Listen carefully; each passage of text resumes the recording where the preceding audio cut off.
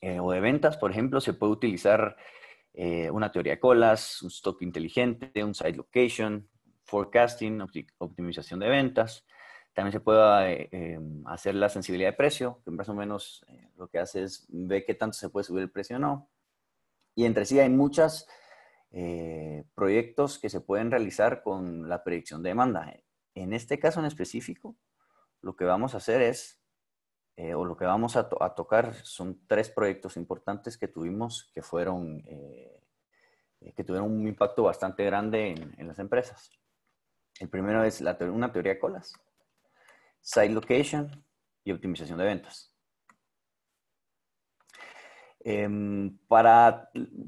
Exactamente para estos tres proyectos utilizamos un mismo modelo, ¿verdad? Que algo que les quería explicar aquí con esta slide es que prácticamente existen diferentes modelos. Obviamente existe un sinfín de modelos y cada uno de los modelos tiene sus pros y sus contras, ¿verdad? O sea, usualmente tal vez ahorita está sonando mucho redes neuronales o gradient boosting regressor y así, ¿verdad? Hay varios algoritmos, pero lo que les quería enseñar y mostrar en esto es que sin, digamos, cada uno de los algoritmos uno no es mejor que el otro, sino simplemente cada algoritmo se acopla a la necesidad o la oportunidad de negocio que se nos presente, ¿verdad? Entonces, prácticamente, entre más complejo es el algoritmo, pierde poder de explicabilidad, ¿verdad? Entonces, eso es importante. ¿Por qué? Porque eso va a definir y va a ayudarnos a saber qué algoritmo utilizar por las necesidades del cliente. Digamos, en este caso, nosotros necesitábamos obviamente un algoritmo que fuera lo suficientemente poderoso, pero que tuviera muchísima explicabilidad, que pudiéramos separar cada uno de los componentes del algoritmo y que cada una de sus partes explicara la razón de los cambios en la demanda. Caso que en redes neuronales no se puede hacer. Digamos, en redes neuronales me calcula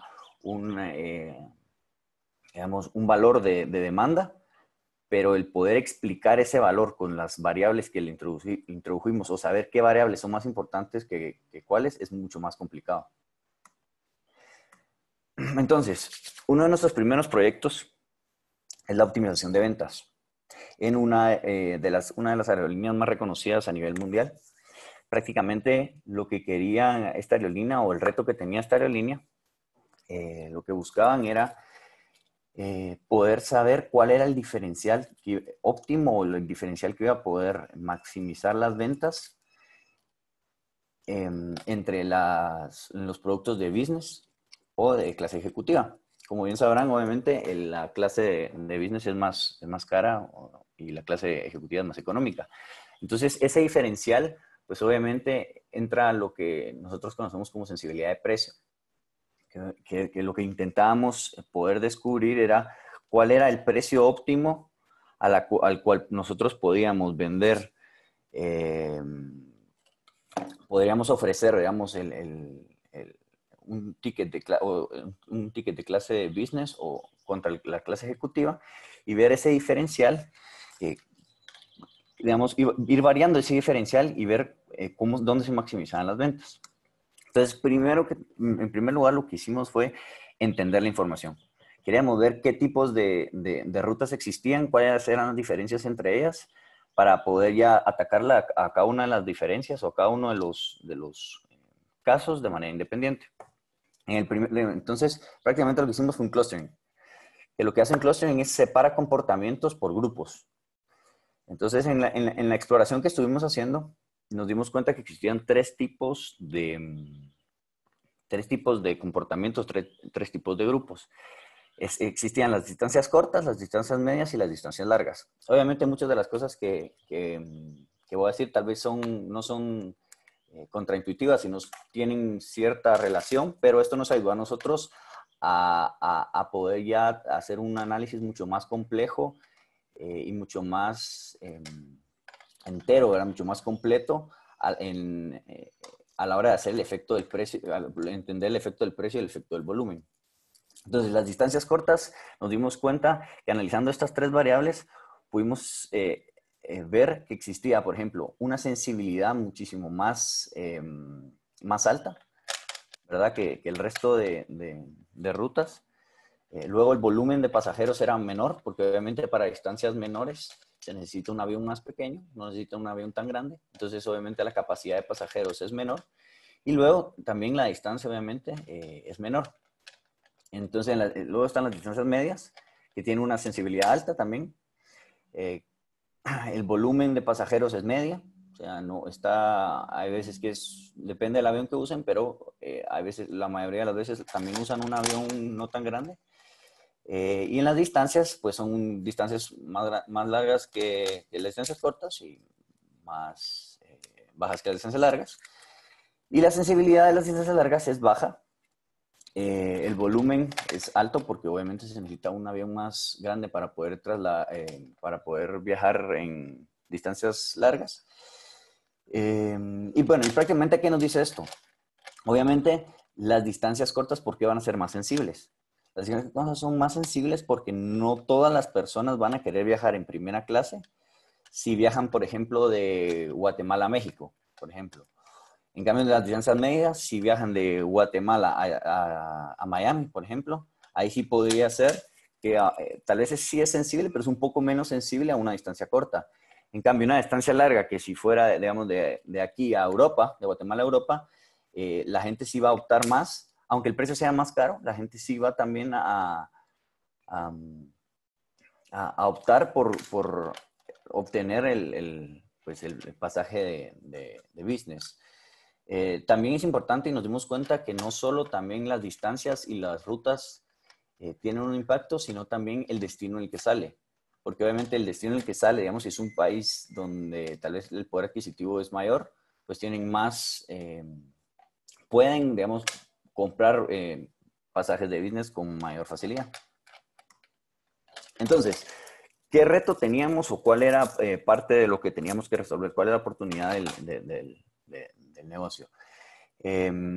Prácticamente la diferencia en términos del precio entre la clase de business y la clase ejecutiva son el 100%, o sea, digamos, si yo tengo un ticket de clase ejecutiva de 100 quetzales, obviamente no son 100 quetzales, pero hipotéticamente son 100 quetzales, business cuesta 200 quetzales o 300 quetzales, o sea, tienes un 100% de incremento o un 200% de incremento.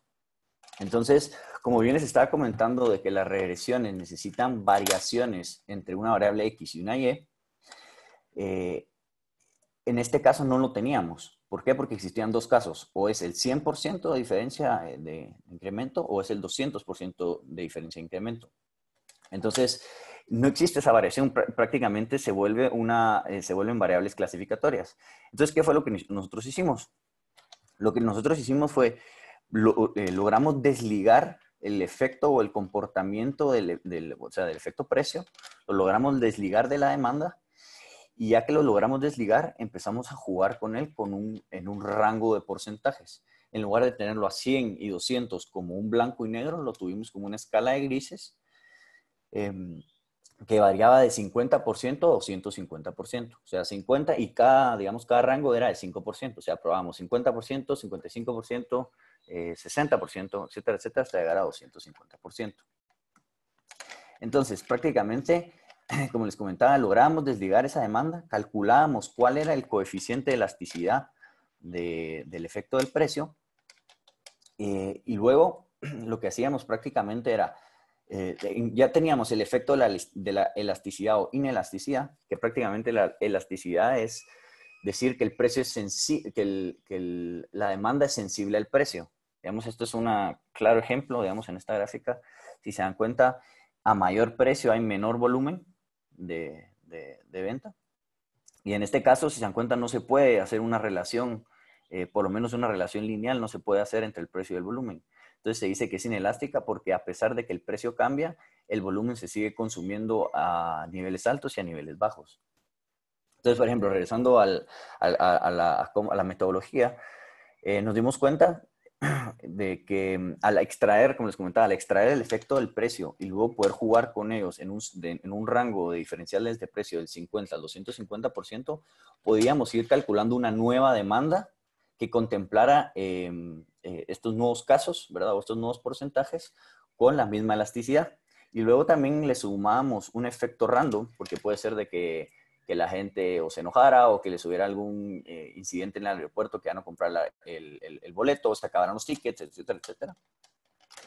Entonces, por eso prácticamente nosotros le agregamos este efecto random, que es un 2 o un menos 2%, que esto lo agregamos para que nuestra demanda no sea tan rígida, en el sentido de que se acoplara exactamente a la regresión lineal, sino pueden pasar varias cosas. Prácticamente nosotros esto lo llamamos como que le agregamos ruido a la ecuación. Bueno, entonces era lo que les comentaba acerca del efecto precio y el efecto volumen. Entonces, ya en base a la exploración teníamos 3 grupos de vuelos o tres grupos de rutas. Están las cortas, las medias y las largas. Entonces, ahora, ¿cómo el precio y el volumen va a afectar a cada una de estas, ¿cómo se llaman? A cada una de estas rutas o grupos de rutas. Bueno, en primer lugar, la forma en la que se maximizan las ventas son por 2 formas. O el efecto del precio es mayor o el efecto del volumen es mayor, ¿verdad? Entonces, ¿cómo podría ser que el efecto del precio sea mayor? Si el cambio del precio o el cambio porcentual del precio en un volumen muy grande es mayor que la disminución del volumen, pues entonces se va a maximizar las ventas. O dicho de otra forma, digamos, si aumenta el precio ya sabemos que la demanda va a disminuir, pero si el efecto de la demanda, digamos, el incremento del precio con un volumen grande aumenta más, solo creo que tengo unas preguntas. No. Ok. Esto. Bueno, ok. Perdón. Sigamos, estaba leyendo el chat. Entonces, lo que les comentaba es, si digamos el precio, obviamente si el precio sube, la demanda va a bajar. ¿Por qué? Porque tenemos cierta elasticidad. Entonces, ya que tenemos cierta elasticidad, va a afectar mi demanda. Pero si el efecto de ese precio es mayor al volumen, pues se maximizan las ventas. O de otra forma, si se baja el precio, sube el volumen. Pero tiene que subir en una mayor magnitud para maximizar ventas. Entonces, prácticamente esto se ejemplifica exactamente en estas gráficas, que son 2 casos que nosotros utilizamos. Esta era una distancia corta, era una ruta de una distancia corta, que prácticamente lo que hicimos fue graficar el precio contra la cantidad de boletos que se estaban, bueno, la cantidad de boletos y también en términos de ventas. De hecho, es la cantidad de ventas que se generaban. Entonces, si se dan cuenta, el precio actual se encontraba en este lado de la curva. Es decir, aquí todavía no se estaban maximizando las ventas. Las ventas se maximizan en donde, digamos, la pendiente de la función es 0. Entonces, prácticamente lo que teníamos que encontrar era a qué precio teníamos que bajar para maximizar las ventas a tal nivel, o sea, maximizar la demanda, porque obviamente si nosotros disminuimos el precio, aumenta nuestra demanda y el efecto del volumen es mayor a la caída del precio. Entonces eso maximiza nuestras ventas. Entonces, en este caso nosotros disminuimos a un 35% en diferencial. O sea, si se dan cuenta, antes era de un 100 o 200, ahora nosotros propusimos un 35. Luego está esta distancia media, o un poco media, ¿verdad? Que podría ser, como les comentaba, imagínense, de aquí a Miami, de Guatemala a Miami, de una ciudad a una ciudad B. El precio actual se encontraba muy barato. Entonces, como la sensibilidad es menor a la de esta ruta, pero obviamente esto es una distancia corta, como les comentaba, las distancias cortas tenían volúmenes bajos y también tenían sensibilidades altas. Digamos, un cambio en el precio, si yo subía un poco más el precio, me iba a bajar mucho la demanda, o si bajaba la demanda, si bajaba el precio, me subía muchísimo la demanda. En este caso, la sensibilidad es muchísimo más baja. Entonces, si yo subo el precio, el efecto de que me va a caer el volumen no es tanto como el efecto del precio. Entonces, esto me maximizaba las ventas. Y en las distancias largas, si se dan cuenta, pues prácticamente también es de subirlo, pero podemos subirlo aún más, o sea, un 210%. ¿Por qué? Porque la sensibilidad es muchísima más baja y la cantidad de pasajeros que hay es todavía mayor. Entonces, si yo cambio, por ejemplo, 5 quetzales en 200 pasajeros es diferente a 5 quetzales en 100 pasajeros, ¿verdad? Entonces, prácticamente, digamos, todo este análisis y todas estas simulaciones, porque prácticamente lo que hicimos fue, utilizamos una regresión unido a una simulación, ¿verdad? Y junto a eso, si se hubieran tomado los diferenciales de precio que nosotros sugeríamos, pues, comparamos la realidad o lo que sucedió contra lo que nosotros sugerimos, y el diferencial de ventas total o lo que hubieran ganado con ese diferencial era 1.5 millones de dólares. Luego, bueno, antes, no sé si alguien tiene alguna duda.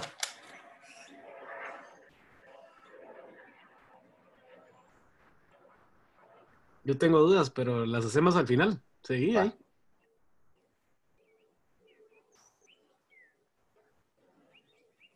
Entonces, ahora lo que les quería comentar es acerca de los supermercados, ¿verdad? En este caso, tuvimos un proyecto muy interesante acerca de teoría de colas, ¿verdad? Pues todos sabemos que obviamente cuando vamos a un supermercado hay veces que se hacen colas inmensas, sobre todo en estos días, ¿verdad? Entonces, que digamos, en este caso, ¿qué es lo que nosotros estamos intentando evaluar?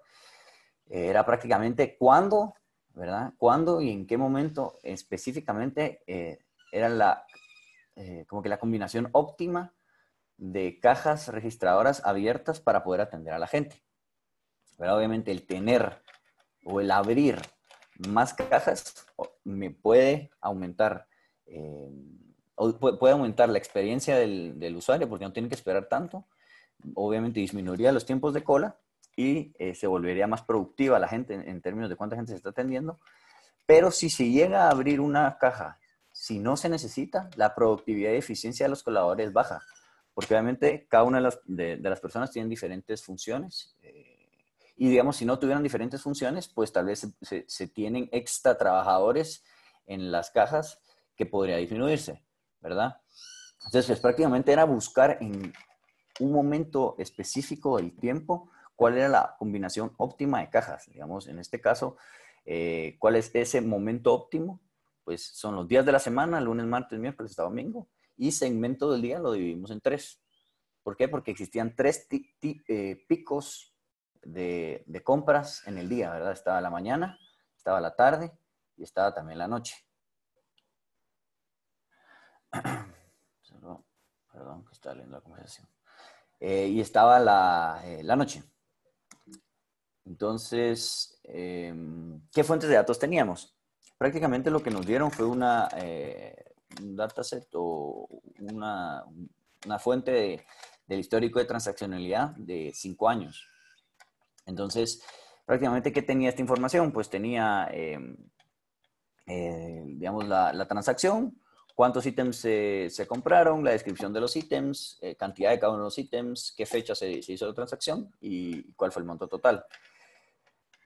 Y sin embargo, el reto de esto fue prácticamente en una simulación de colas o usualmente en lo que digamos, en lo que estadísticamente se trabaja una teoría de colas, pues prácticamente ya tenemos muchas de las distribuciones. En este caso teníamos la fuente de datos, pero no las distribuciones. Entonces teníamos que digerir toda la información para poder encontrar esas distribuciones y que esas distribuciones fueran suficientemente representativas a la realidad para que nos fueran útiles, ¿verdad? Entonces, en este caso, por ejemplo, ¿qué necesitábamos? Necesitábamos la distribución de llegadas, el tiempo de servicio por caja, por ítem, ¿verdad? Y van a ver por qué lo necesitábamos por ítem, el tiempo de despacho y también la distribución de la cantidad de productos que lleva alguien. Obviamente, si yo llevo 10 productos, me voy a tardar más que si alguien lleva 50. Entonces, nosotros hicimos un cálculo de cada una de estas distribuciones por establecimiento, porque eran bastantes establecimientos o bastantes supermercados. Lo hicimos también por día de la semana y por momento del día. Entonces, prácticamente, este es el proceso porque prácticamente lo digamos nosotros como empezamos a intentar sacar estas distribuciones fue sacando, digamos, cuánto se tarda una persona en estar en la caja podría ser prácticamente, alguien podría decir, bueno, es la diferencia entre las transacciones. Pero también tuvimos que entender qué pasa en medio de estas transacciones, ¿verdad? Porque ¿qué pasa en medio de estas transacciones? Por ejemplo, entre estas dos transacciones hay 5 minutos. Llega el cliente A, ¿verdad? Y después del cliente B paga 5 minutos después. Entonces, nosotros podríamos decir a grosso modo que se tardó 5 minutos en cola. Sin embargo, hay un proceso que los divide, no un proceso, sino hay una set de tiempos que los divide a ambos clientes. En este caso está el tiempo de llegada, que es súper importante, y luego está el tiempo de servicio total, que está compuesto por el tiempo de servicio de que se tarda en poner los productos, cobrarlos, ponerlos en las bolsas y despachar, ¿verdad? Pagar. Y pues prácticamente, digamos, ¿qué pasa, digamos, si una persona llega y no hay cola y a los 10 minutos llega otra? Pues la diferencia entre esas transacciones va a ser muy alta sin que realmente la persona haya estado haciendo cola. Entonces, por eso fue que tuvimos que separar estos dos conceptos. El concepto de cuánto se tarda en servicio y cuánto se tarda en diferencia digamos, de las dos personas en llegar. Entonces, prácticamente, la suma de estos tres tiempos ahora sí va a cuadrar con la diferencia de las dos transacciones. Entonces, ¿cómo hicimos para calcular las distribuciones? En primer lugar, las distribuciones nosotros las reflejamos con una función de probabilidad o función de densidad que se acoplara mejor a la distribución de la data. En este caso, el tiempo de llegada tenía una distribución exponencial que prácticamente es una distribución con la cola muy a la derecha. Es decir, la gente usualmente llega con poco tiempo entre personas, ¿verdad? No es, digamos, una caja, es muy poco probable que pase mucho tiempo vacía, ¿verdad? Por eso es que tiene la cola derecha. Luego, el tiempo de servicio está compuesto por 2. ¿Por qué por 2? Porque el tiempo de servicio lo hicimos por ítem. ¿Para qué lo hicimos por ítem? Lo hicimos por ítem porque en términos del promedio, si nosotros logramos calcular el promedio, o en promedio cuánto se tarda un cajero en atender, es despreciable. O sea, es muy poco, o la diferencia o la desviación estándar entre cajeros a la hora de evaluar qué tan rápido son a la hora de pasar productos o de cobrar productos. Si los comparamos entre ellos, es despreciable la diferencia. Entonces, prácticamente lo que hicimos fue, entonces, lo que se tardan no es por en cuánto lo atienden, digamos, eso no tiene una distribución, sino lo que va a tener una distribución es la cantidad de ítems que llevo. Entonces, si yo llevo más ítems, lo multiplico por el tiempo de servicio que se tarda por ítem, y pues eso me da el tiempo total de servicio. Entonces, ¿qué distribución tiene la cantidad total de ítems? Es una distribución que se conoce como Poisson. Esta distribución prácticamente lo que nos dice es si el rate de ítems por transacción es menor a 1 o 1, pues va a tener una distribución parecida a la exponencial. De lo contrario, entre más se va acercando o más va creciendo, pues va tendiendo a una distribución más normal. Entonces, ya que vimos esta distribución, pues ¿cómo logramos obtener el tiempo de servicio? Porque como les comentaba, el tiempo de servicio hay ciertas transacciones que van a tener el tiempo de llegada más alto y van a otras que van a tener el tiempo de llegada más bajo. Entonces, ¿cómo podemos diferenciar eso y poder desligar a este tiempo de servicio total del tiempo de llegada? Entonces, lo que se nos ocurrió fue, todas las transacciones que fueran más rápidas van a ser todas las transacciones que por lo menos el tiempo de llegada va a ser 0. O sea, son gente que llegó al mismo tiempo a la cola y únicamente lo que los separa son los tiempos de servicio. Entonces, ¿cómo lo hicimos? Dividimos la información. De hecho, el tiempo total, o sea, el tiempo total de servicio tiene una distribución normal. Agarramos el 25% el primer cuartil, el 25% de la información, o sea, el 25% de la información más pequeña o la más rápida, y de esa sacamos un promedio por ítem. Entonces, ya que teníamos esa información, como les comentaba, volvimos este tiempo de llegada a 0 para quedarnos únicamente el tiempo de servicio total. Bueno, entonces, ¿cómo fue la simulación? Digamos, nosotros primero simulamos cada una de las personas que llegaba. Para cada una de esas personas tenía un tiempo entre llegada entre los clientes y luego también tenía una cantidad de ítems que compraba la persona. Y como ya sabíamos que por sitio, o sea, por establecimiento, por tiempo, por cierta hora a cierta hora y cierto día de la semana, se conocía cuál era el tiempo de atención. Ya teníamos la cantidad de ítems y ya teníamos cuánto había entre personas. Entonces ya se generaba una cola. Entonces ya que se estaba generando las colas, lo empezamos a registrar cada una de estas colas para cada uno de los casos y íbamos cambiando las combinaciones de las cajas. ¿Se dan cuenta? Ahorita únicamente lo que estamos haciendo era simular cómo se comporta las colas y la gente. Ahora que queríamos cambiar las cajas. Digamos, cuántas cajas iban a estar disponibles en cada uno de los momentos. Entonces, como íbamos registrando cada uno de los promedios, lo íbamos viendo, digamos, en promedio cuánta cola se iba haciendo en cada una de las combinaciones de cajas. Entonces, lo que nosotros hacíamos era prácticamente elegir el tiempo que en promedio digamos, el tiempo promedio más bajo. Entonces, ahora, ¿cómo sabíamos si esto estaba bien o si pues, habíamos hecho algún error? Pues prácticamente lo hicimos de la siguiente forma. En primer lugar, comparamos la cantidad de clientes con el total de ítems que compró cada uno de ellos. O sea, si por ejemplo en cierto momento del tiempo llegaron 100 clientes y compraron en total 400 ítems, digamos, esos dos valores tenían que cuadrar con nuestra simulación. Y luego, para poder ver lo de esos promedios y que no fuera un promedio, porque obviamente la simulación es aleatoria, para que no fuera un promedio random, lo que hacíamos, obviamente, o lo que se hace en cualquier simulación Monte Carlo, es se corren n cantidad de veces la simulación hasta que converja el resultado, ¿verdad? Entonces, prácticamente para que se den una idea, si comparando nosotros la cantidad de clientes y el total de ítems corrido n veces, teníamos un error de entre el 2 y el 4% entre los resultados. Y obviamente eligiendo la cantidad óptima de cajas comparado con la simulación de la combinación actual de cajas, se reducía el tiempo de cola en un 35 a un 40%. Entonces prácticamente tenían un 35 a un 40% más de tiempo los colaboradores si tuvieran otras acciones que hacer en el supermercado, o tenían un 35 a un 40% menos necesidad de utilizar recursos humanos, ¿verdad? En este caso, tiempo. ¿Alguna otra pregunta? ¿O al final? Al final, ¿verdad, Jorge? Al final. Bueno. Luego tuvimos otro proyecto importante acerca de predicción de demanda. Si se dan cuenta, cada uno de estos proyectos son diferentes.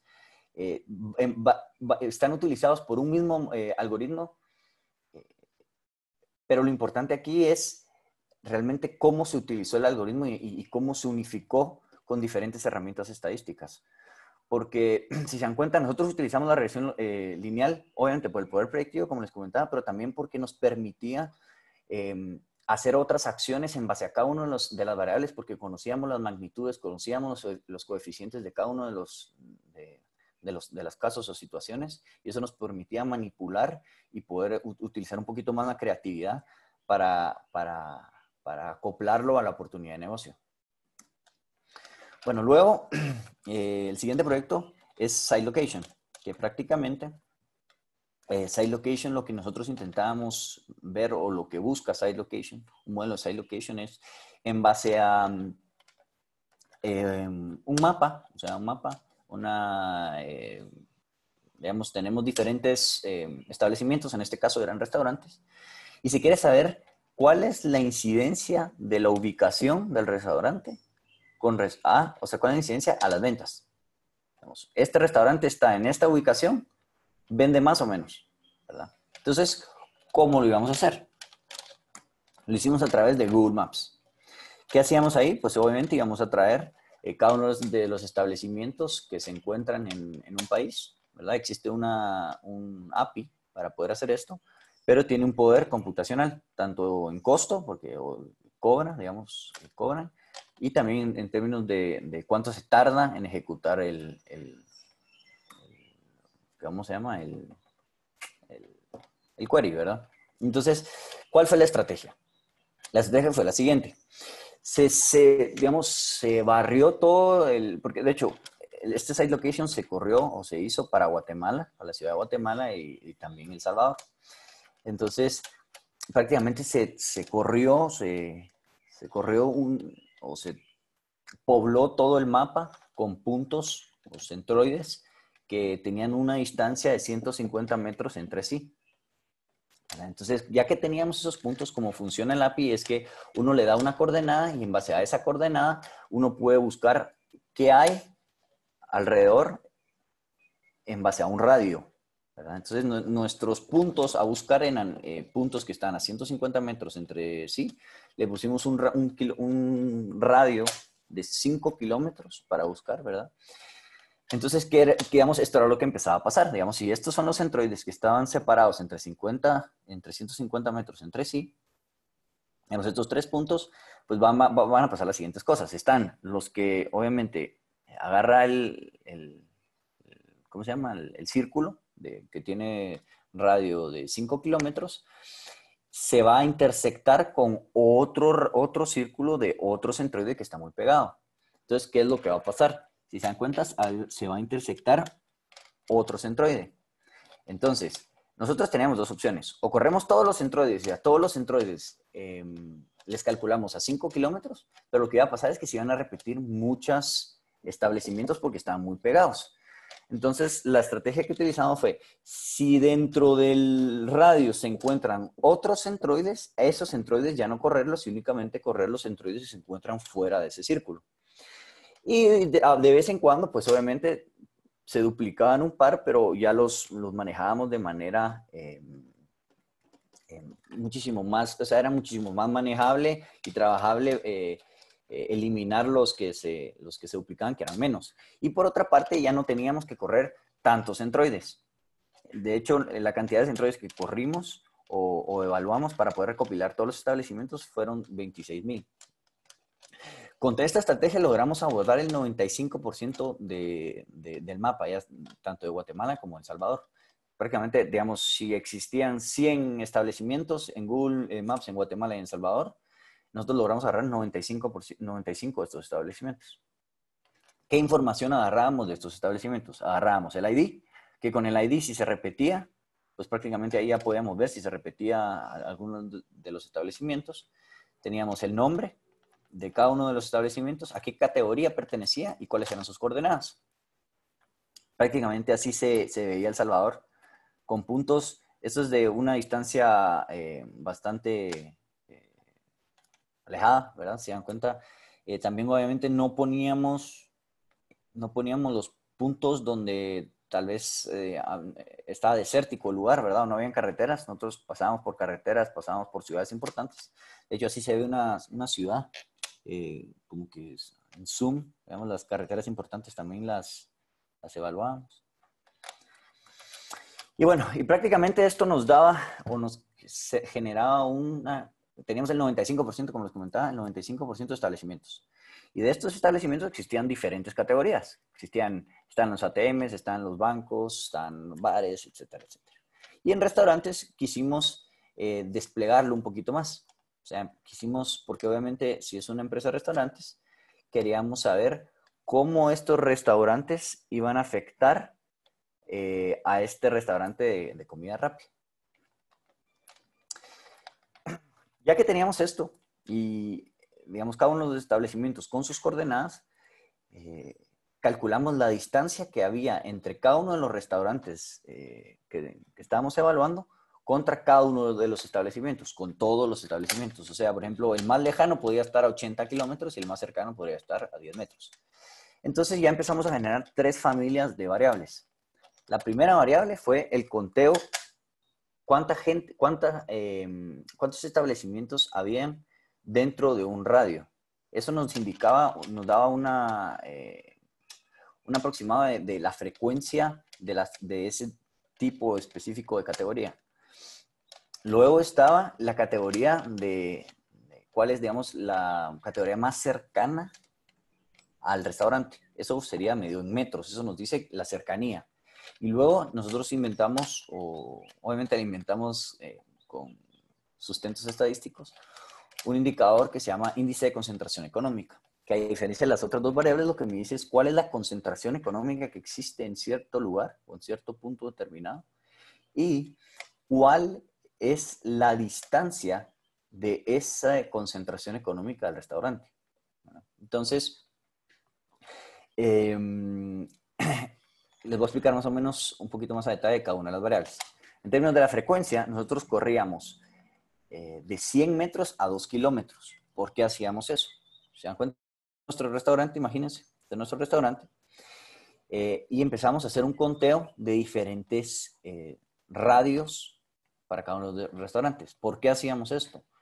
Porque, digamos, nosotros siempre nos gusta decir algo que nosotros siempre desconfiamos de la data, siempre desconfiamos de los insights que se conocen por experiencia, porque nosotros dejamos que la data que nos hable, digamos, no nos dejamos sesgar por eso. Entonces, lo que nosotros estamos definiendo aquí es, ok, ¿cuántos restaurantes hay a la redonda o cuántos ATMs hay a la redonda de este restaurante? Pues ahora entra la pregunta de a cuántos metros o a qué radio tenemos que evaluarlo, ¿verdad? Entonces lo que hicimos fue prácticamente, corrimos bastantes radios, de hecho corrimos 20 radios de 100 metros a 2 kilómetros y empezamos a hacer un conteo, si se dan cuenta, por ejemplo, en este caso, en radio de 100 metros hay 3, en el radio de 200 metros hay 7, en el radio de 300 metros hay 11. Entonces cada una de estas variables las corrimos para cada una de las categorías, para todos los restaurantes. Entonces, ya que tenemos todos los restaurantes, íbamos viendo la cantidad para cada uno de los radios, eso qué relación tenía con la cantidad de ventas que tenía ese restaurante. Luego está la distancia mínima, que a diferencia del otro es un poco más simple, porque únicamente calculábamos el más cercano, ¿qué diferencia está? Veamos, en un ATM está a 2 kilómetros y 100 metros, una estación de bus está a 356 metros y el restaurante más cercano está a 100 metros. Y luego está el indicador ICE, que prácticamente, como les comentaba, dice o nos indica cuál es la densidad del negocio. Están estos dos casos, un ICE alto y un ICE bajo. Un ICE alto, ¿qué nos indica? Nos tiene que indicar que la concentración es grande y que el restaurante se encuentra dentro de esa concentración. Si se dan cuenta, los puntos rojos son los restaurantes, los restaurantes o las categorías o lo que sea que estamos hablando, porque cada una de las variables se calcula obviamente por categoría y también en este caso, al igual que el caso del conteo por radio, también empezamos a ver y empezamos a evaluar lo que les comentaba, el escepticismo. Empezamos a decir, ok, vamos a agarrar la concentración de los 10 más cercanos, la concentración de los 20 más cercanos, o de los 30 o de los 40, ¿verdad? En este caso, fueron de los 10. Entonces, empezamos a agarrar los 10 más cercanos, y obviamente muy sea alto, están los 10 más cercanos, y se dan cuenta, los puntos están bastante cerca. El punto verde es el restaurante, y la X es el centroide de esta concentración. Entonces, si se dan cuenta, un ICE alto está como que en la jugada, está ahí mismo donde está toda la concentración económica. Y un ICE bajo, por ejemplo, si se dan cuenta, a los 10 más cercanos están estos por aquí, que es una ciudad, seguramente por aquí es otra ciudad.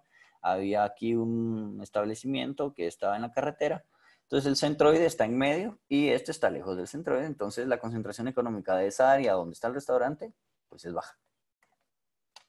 Bueno, ya hablando un poquito más de resultados, la cantidad de restaurantes que contábamos eran 115. Si se dan cuenta, a la hora de hacer Big Data, algo que nos beneficia es la cantidad de información que estamos usando. Con 115 observaciones son muy pocas. Y ese era prácticamente el reto, ¿verdad? Y también, y otro reto que teníamos es que teníamos más de 500 variables, porque si se dan cuenta las combinaciones de variables que teníamos por categoría y por cada uno de los metros o que calculábamos, de las diferentes formas que calculábamos las variables, teníamos un sinfín de variables, de las cuales logramos elegir 7. Y para esto tuvimos que pasar una metodología de selección de variables bastante profunda. Entre ellas empezamos a utilizar reducción de dimensionalidad por PCA, empezamos a hacer selección de variables Rich and Lasso, Forward and Backward Selection, y así un sinfín de metodologías que nos llevaron a seleccionar bien las variables y luego también a hacer una buena medición acerca de los resultados.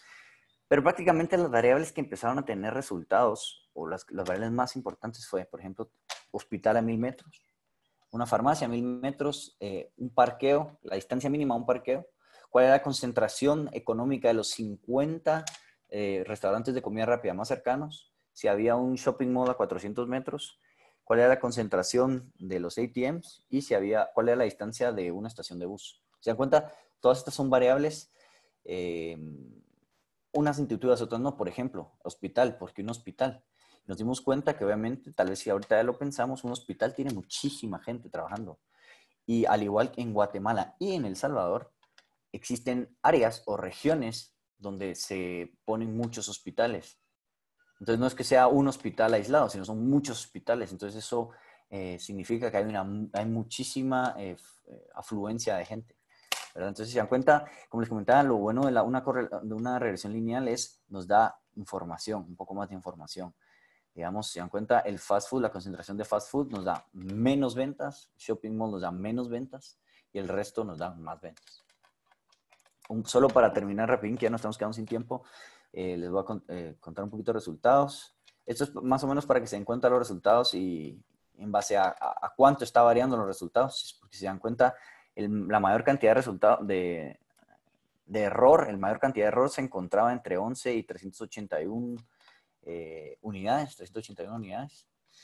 Entonces nos dimos cuenta que prácticamente, a pesar de que tenemos un R cuadrado ajustado predicho del 75%, nos dimos cuenta que no era la forma correcta de medirlo, sino la forma correcta de medirlo era, digamos, cuál era el cuartil de importancia en la cual se encontraba el restaurante. Si nosotros, por ejemplo, decíamos que un restaurante era muy bueno, que realmente fuera muy bueno. ¿Por qué? Porque nosotros no queríamos saber si vendía 200 unidades más, sino queríamos saber si vende más, ¿verdad? Prácticamente, ¿este vende más que este? Sí, ok, entonces ponen en esta área. Entonces, se dan cuenta, todos los verdes fueron todas las simulaciones. Estos son 9 casos. 7, 8, 9, 9 casos. De los 9 casos nos confundimos en un caso, en términos de esta ordinalidad, y se dan cuenta, nosotros dijimos, bueno, y realmente era muy bueno, ¿verdad? Prácticamente solo para que vean, este es un mapa de calor de Guatemala, cómo quedaba. Para cada una de las celdas que íbamos calculando un score y los scores se comparaban entre ellos, entonces quedaba como este mapa de calor, que lo rojo era lo recomendable, lo amarillo era bueno, normal, y lo verde era no recomendable. Esto es en El Salvador, con zoom out, perdón, un poquito de zoom out. Esto es, si hacemos un zoom in, cada una de las celdas, cómo se miraban, se dan cuenta, tiene un score y tiene un color. ¿Sí? Y pues prácticamente eso era. Tan, tan. Muchas gracias, Stefo. Fíjate que veo que nos pusieron aquí una pregunta. Nos pregunta Jorge Cedello, ¿cómo el Big Data podría ayudar a las empresas en este momento? Escuché a una empresa indicando que con inteligencia artificial y Big Data se podría obtener mejores resultados frente a la pandemia. Entonces quería saber eso. ¿Qué pensás? Mira, pues obviamente sí se puede hacer, o sea, se puede ayudar, Big Data puede ayudar en muchísimas cosas. Por ejemplo, podría ayudar en términos de redes sociales, en casos sociales, tal vez no ayudaría a la enfermedad per se, pero sí podría ayudar ¿cómo se llama? A entender, digamos, qué es lo que se está sintiendo en las redes sociales, si la gente está preocupada, si no está tan preocupada, qué es lo que se está hablando, etcétera, etcétera, que tal vez eso ya existe un poquito más y un poquito más desarrollado. Pero también quería aprovechar también a comentarles que nosotros, de hecho, cabal estamos empezando bueno, no empezando, sino ya casi terminando uno de los proyectos que tenemos dentro de Martinexa, que prácticamente hicimos una competencia entre grupos internos de, del área analítica, en la cual nosotros estamos, por medio de radiografías, estamos logrando identificar cuál es la probabilidad de que una persona tenga neumonía o no tenga neumonía.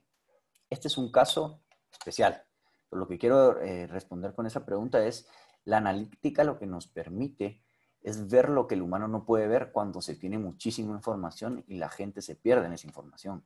Entonces, ahorita lo estamos viendo con rayos X. Pues, o sea, la gente tendría que meterse a ver, pero por ejemplo, ¿cómo se saca una cura? No soy médico, pero por ejemplo, podríamos ver qué componentes tiene el virus, cuál es su ADN, y en base a eso y a todo el histórico de virus que ha habido en la historia, ver qué componentes son los que le influyen exactamente, específicamente, ¿verdad? Entonces, todas esas combinaciones de variables se podrían unificar, se podría crear, digamos, un modelo en la cual se sepa tal vez por componentes del virus o por, qué sé yo, digamos, por N cantidad de cosas, o sea, que prácticamente que se unifique todo el conocimiento de medicina con el poder analítico y poder sacar insights que tal vez el ser humano pierde por tanta información.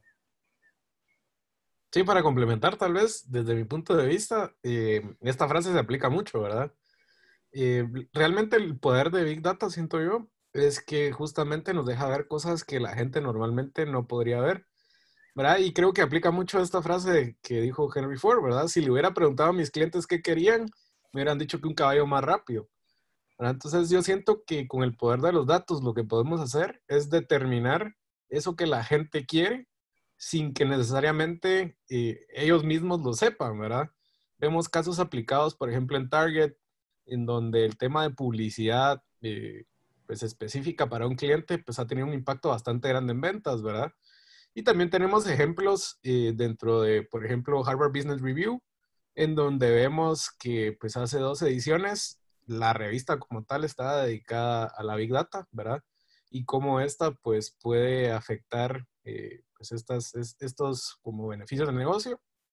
Les recomiendo que lean este caso, ¿verdad? Es bastante bueno para entender cuándo realmente pues este tipo de análisis le genera valor al cliente y también entender cuándo pues no lo hace, ¿verdad? Al final, obviamente Big Data no es la respuesta para todo, ¿verdad?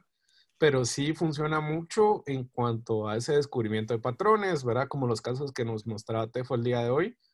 Y pues así como esos, tenemos muchos casos que aplican, siento yo.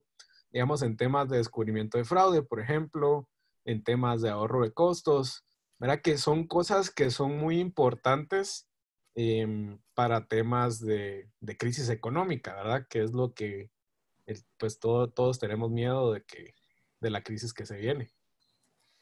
Sí, cabal, y creo que acá hay otra pregunta. Dice JM Suárez.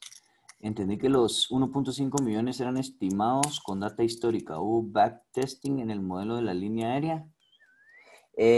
Mira, realmente muy buena pregunta. Excelente pregunta. Sí hubo backtesting. Prácticamente el backtesting, como te digo, algo importante de esto es, como te comentaba, nunca antes se habían sugerido los porcentajes de precio que estaban. Nunca, jamás no existían, solo existían 100 y $200. Entonces no había nada contra qué comparar. Pero, digamos, todo el camino que recorrimos fue respaldado con estadística. ¿Cómo nosotros lo backtesting?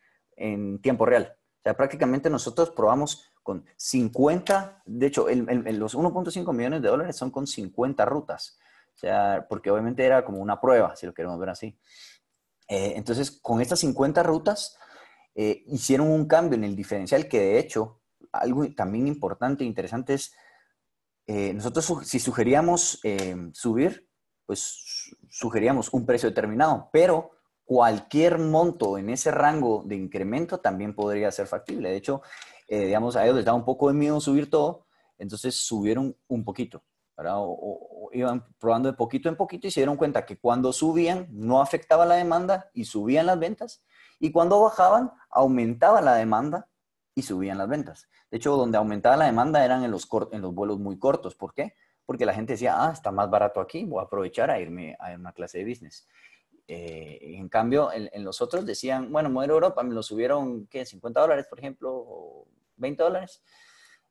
Pues no importa, pero $20 para 20 pasajeros que salen en rutas, no sé, digamos, no sé específicamente, no me acuerdo, pero que salen, imagínate, 5 rutas diarias, ya empieza a sumar, ¿verdad? Y si ya lo ves por mes, empieza a sumar todavía más. Entonces, prácticamente el backtesting, como te digo, no lo pudimos comparar porque usualmente cuando se hace backtesting es, como bien dices, se compara con cómo se hacía en la realidad, pero digamos, ¿y qué efecto tuvo en la realidad? Porque como se hacía en la realidad únicamente nos diría cuánto más ganarías, pero en términos de predicción no tenemos contra qué comparar porque no sabemos qué efecto ha tenido en ese precio, ¿verdad? No sabemos cuál ha sido el cambio en la demanda en ese precio porque nunca antes se había puesto.